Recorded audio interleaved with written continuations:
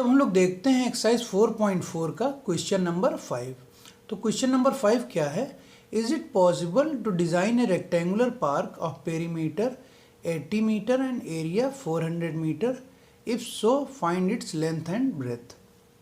ठीक है, तो क्या कहता है क्वेश्चन में? हम लोगों से पूछा है क्या कि एक रेक्टेंगुलर पार्क है जिसकी पेरीमीटर 80 मीटर है और एरिया 400 मीटर स्क्वायर है। क्या इसको डिज़ाइन करना पॉसिबल है? If is it possible to find, then find its length and breadth. अगर ये पॉसिबल है तो इसकी लेंथ और ब्रेथ निकालनी है। ठीक है, तो चलिए देखते हैं इसको। तो मान लेते हैं let length is L and breadth is B metre. ठीक है, क्योंकि हम लोगों को लेंथ और ब्रेथ निकालनी है तो इसलिए हम लोग चेक करेंगे। लेंथ को L मान लिया, ब्रेथ को B मान लिया। तो हम लोगों को एक रेक्टेंगुलर पार्क बनाना है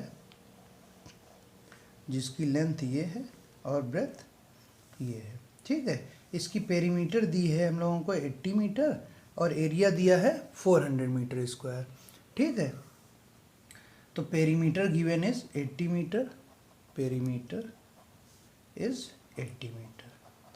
तो पेरीमीटर हमारी रेक्टेंगल की क्या होती है? पेरीमीटर ऑफ रेक्टेंगल क्या होती है? 2L + B। ये हमारी रेक्टेंगल की पेरीमीटर होती है और रेक्टेंगुलर पार्क की पेरीमीटर हमको दी है 80 मीटर। तो ये हो गई 80 मीटर। तो इसको हम लोग 2 से डिवाइड कर देते हैं तो क्या हो गया? L + B = 80/2, that is 40 metre. तो L + B = 40 मीटर, ये आ गया हमारा। ठीक है, अब यहाँ से हम लोग ब्रेथ की वैल्यू निकाल लेते हैं। तो ब्रेथ की वैल्यू कितनी आ जाएगी? 40 - L। ठीक है, breadth is equal to 40 - L metre. ठीक, तो जहाँ जहाँ हमको ब्रेथ की ज़रूरत होगी वहाँ हम लोग 40 - L का यूज़ कर लेंगे। ठीक है, तो हमारे क्वेश्चन में पूछा है is it possible to design a rectangular park of perimeter 80 metre and area 400 metre square. ठीक है, तो हम लोगों को एरिया भी गिवन है। तो area of rectangular park is area of rectangular park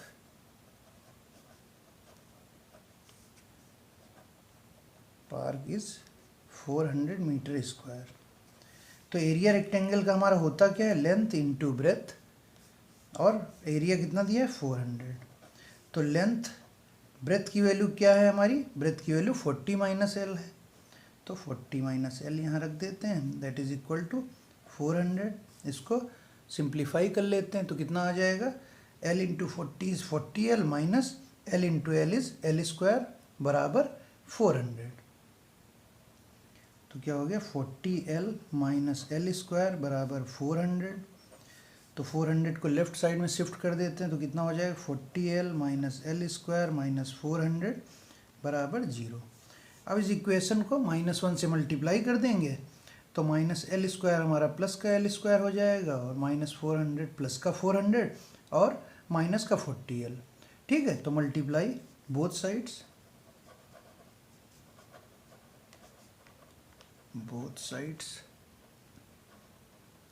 by -1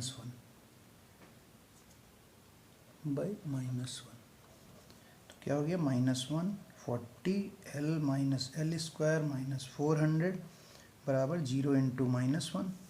तो क्या हो गया? -40L + L² + 400 बराबर 0। तो इसको रीअरेंज कर लेते हैं थोड़ा। L² - 40L + 400 बराबर 0। तो ये हमारी क्वाड्रेटिक इक्वेशन बन गई। ठीक है, तो अब हमको क्वेश्चन में पूछा है is it possible to design a rectangular park of perimeter 80 metre and area 400 metre square. तो हम लोगों से पूछा है कि एक रेक्टेंगुलर पार्क है जिसकी पेरीमीटर हमको 80 मीटर दी थी और एरिया 400 दिया था।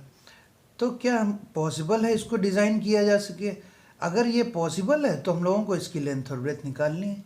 तो हम लोगों ने ये चेक करने के लिए कि ये पॉसिबल है कि नहीं है, एक क्वाड्रेटिक इक्वेशन तो फॉर्म कर ली।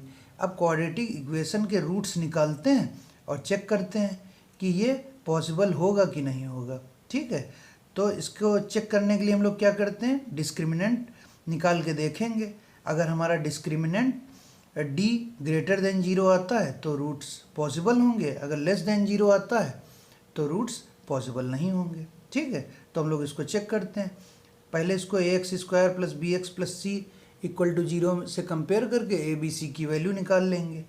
ठीक है, फिर इसका डिस्क्रिमिनेंट निकालते हैं। ठीक है, तो हमारी इक्वेशन क्या आई, l² माइनस 40l प्लस 400 बराबर 0। तो इसको कंपेयर करके a b c की वैल्यू क्या आएगी हमारी, a की वैल्यू 1, b की वैल्यू -40 और c की वैल्यू 400। ठीक है, तो यहाँ से हम लोग डिस्क्रिमिनेंट निकाल लेते हैं। तो hence discriminant equal to b² minus 4ac। तो b की वैल्यू हमारी कितनी हो गई, -40 का स्क्वायर माइनस 4, a की वैल्यू है 1 और c की वैल्यू है 400। तो कितना हो गया, -40 का स्क्वायर इज 1600, -4 इंटू 400 इज 1600। तो हमारा d आ गया 0। तो हम लोगों ने इसके इंट्रोडक्शन वीडियो में देखा था कि जब हमारा डिस्क्रिमिनेंट 0 आता है तो उसका मतलब क्या होता है, real and equal root exist. ठीक है, तो क्या हो गया, real and two real and equal roots exist. ठीक है, तो क्या हो गया, इसके 2 रियल और इक्वल रूट्स एग्जिस्ट होंगे। तो उन रूट्स की वैल्यू क्या होती थी, अगर हमारा डिस्क्रिमिनेंट 0 होता था तो रूट्स की वैल्यू होती थी -b/2a और -b/2a। ठीक है, तो क्या हो जाएगी इसकी वैल्यू, तो roots are -b/2a and -b/2a। तो b की वैल्यू हमारी कितनी है, -40/2 इंटू 1 और दूसरी वैल्यू -40/2 इंटू 1। तो ये कितना हो गया, माइनस माइनस प्लस, तो ये minus minus plus 40/2 and 40/2 that is 20 and 20। तो हमारे रूट्स क्या आ गए, रूट्स आर 20 एंड 20। मतलब ये हमारी l की वैल्यू आई हैं, क्योंकि हमारी क्वाड्रेटिक इक्वेशन l में थी। तो रूट्स हमारे 20 20 आए, मतलब l की 2 वैल्यू आई 20 एंड 20। तो हम लोग इससे ब्रेथ निकाल लेते हैं। तो ब्रेथ हमारी क्या थी, 40 माइनस l फ्रॉम इक्वेशन 1। हमारी ब्रेथ क्या थी, 40 minus l। So hence from equation 1 breadth is equal to 40 minus l, that is 40 minus 20 बराबर 20। तो हमारी लेंथ भी 20 और ब्रेथ भी 20। ठीक है, so length is equal to 20 and breadth is equal to 20 metre. तो ये हमारा आंसर हो गया। तो इसको लिखने से पहले, इस आंसर को लिखने से पहले हम लोग क्या लिखेंगे, यहाँ d इक्वल टू 0 जहाँ पे लिखा है हम लोगों ने, d equal to 0 real and equal root exist. तो जहाँ हम लोगों ने लिखा था 2 real and equal roots exist, तो उसके आगे हम लोग क्या लिखेंगे, yes it is possible, yes it is possible to design a rectangular park.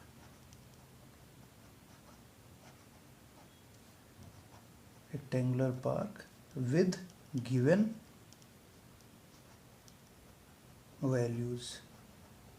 Given values मतलब जो पेरीमीटर हमको दी थी और जो एरिया हमको दिया था, उससे हम लोग रेक्टेंगुलर पार्क को डिज़ाइन कर सकते हैं।